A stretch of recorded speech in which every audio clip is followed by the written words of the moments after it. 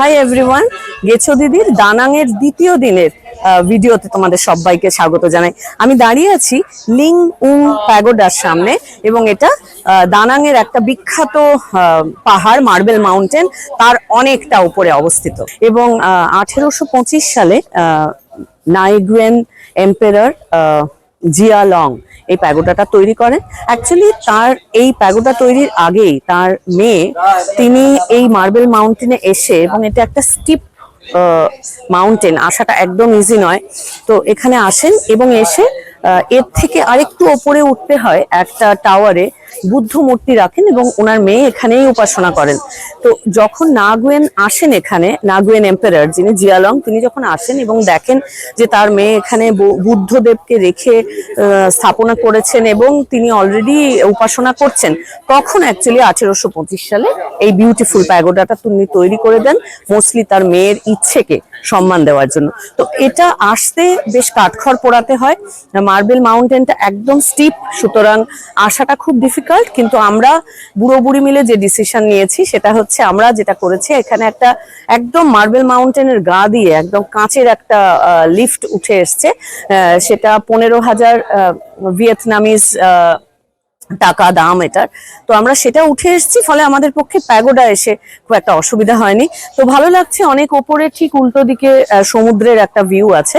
তো এই প্যাগোডার থেকে আমি আবার অনেকটা ওপরে আমাকে উঠতে হবে।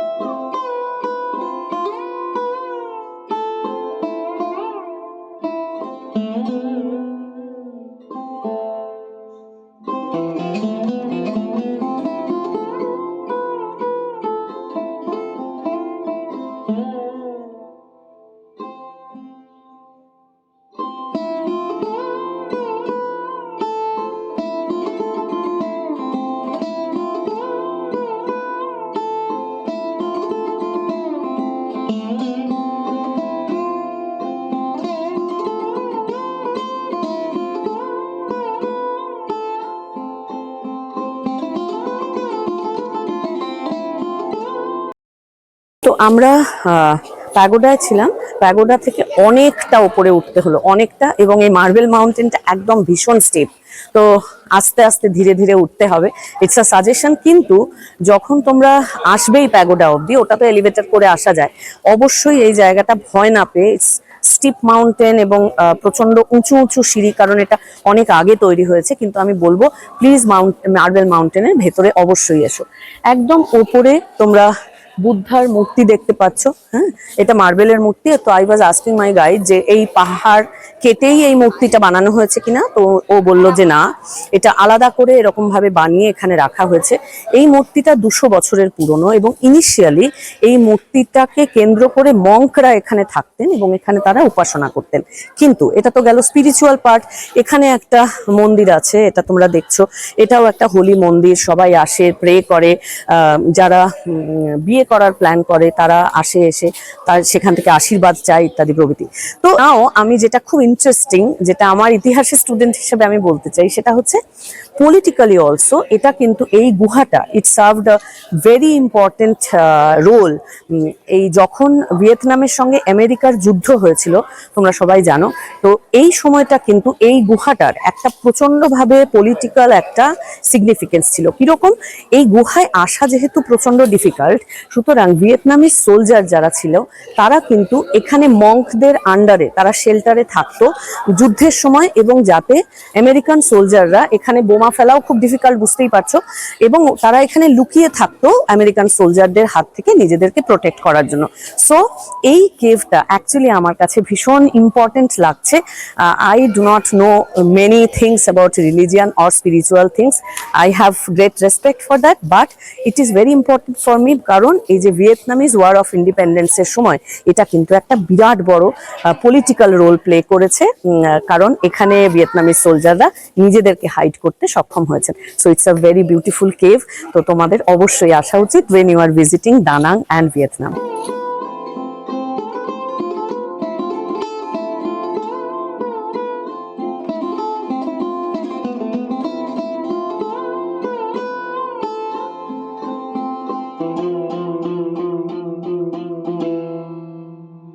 হ্যালো, তো আমি প্রচুর ফেসবুক আর ইনস্টাগ্রামে এই ছবিটা দেখেছি, তো ভীষণ খুশি হচ্ছি।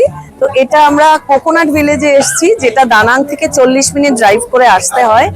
আর এখানের স্পেশালিটি হচ্ছে এই ঝুড়ি বোট। তো এই ঝুড়ি বোটে এই প্রথমবার উঠবো আমি। আমাদের সাউথ ইন্ডিয়ায় কয়েকটা জায়গায় ঝুড়ি বোট চলে, কিন্তু আমার যাওয়ার সুযোগ হয়নি।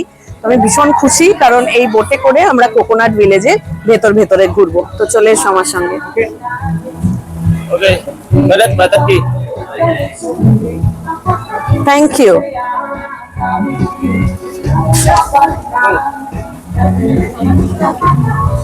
একটা জিনিস বিশ্বাস করি যে মানুষ যদি সৎ কোনো ইচ্ছে করে, সৎ পথে থেকে তার ইচ্ছে পূরণ হয়ে যায়।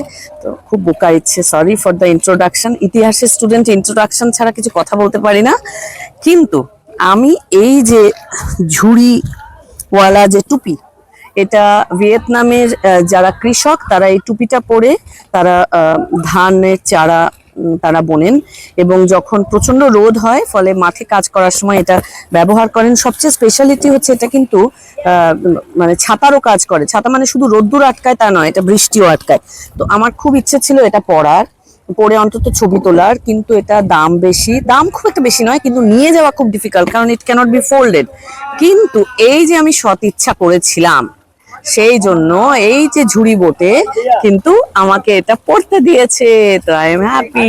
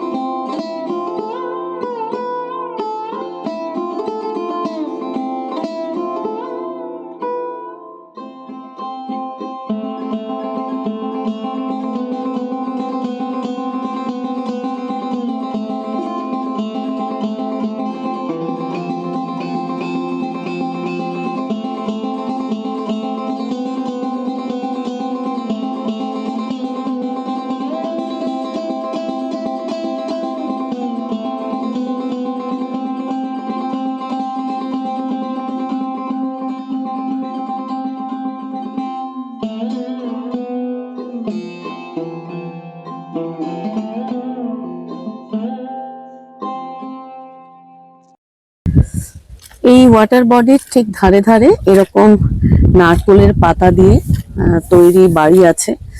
সেই বাড়িগুলো অ্যাকচুয়ালি এখানে যারা লোকাল ডুয়েলার্স তাদের, এবং প্রত্যেকটা বাড়ির সামনে সামনে এরকম ছোট ছোট রেস্টুরেন্ট ফরমেশন আছে। এই বোটে যেতে যেতে প্যাসেঞ্জাররা যারা আসছেন ভ্রমণকারী, তারা কিন্তু এখানে টুকটাক জিনিস খেতে পারেন। এবং আমার খুব ইচ্ছে ছিল নারকেল খাওয়ার, কারণ এই গ্রামটার নাম হচ্ছে কোকোনাট ভিলেজ, কিন্তু অনেক কিছু খাবার থাকলেও আমি দেখলাম না কেউ নারকেল বিক্রি করতে আসছেন। তাই ডাবের জল খাওয়াটা আপাতত এখনো অবধি আমার হয়নি। তো দেখা যাক, সামনে হয়তো হতে পারে। এর মধ্যে এরকম বড় বড় বিল্ডিং ও সুন্দর, তোমরা হয়তো দেখতে পাচ্ছ। এক মিনিট, এই যে এগুলো আমার মনে হয় এগুলো হোটেলের মতন, এগুলো হয়তো থাকা যায় এখানে।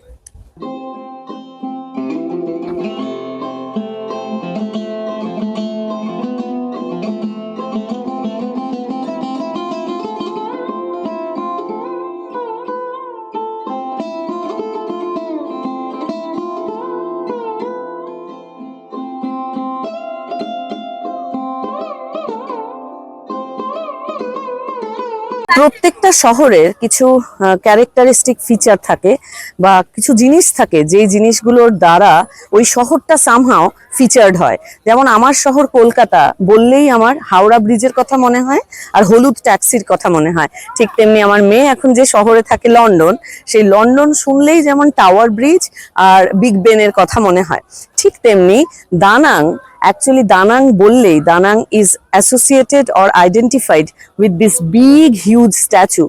এই স্ট্যাচুর নাম হচ্ছে লেডি বুদ্ধা। ঠিক লেডি বুদ্ধা যেদিকে তাকিয়ে আছেন সেটা হচ্ছে সমুদ্র এবং পুরো দানাং শহরটা।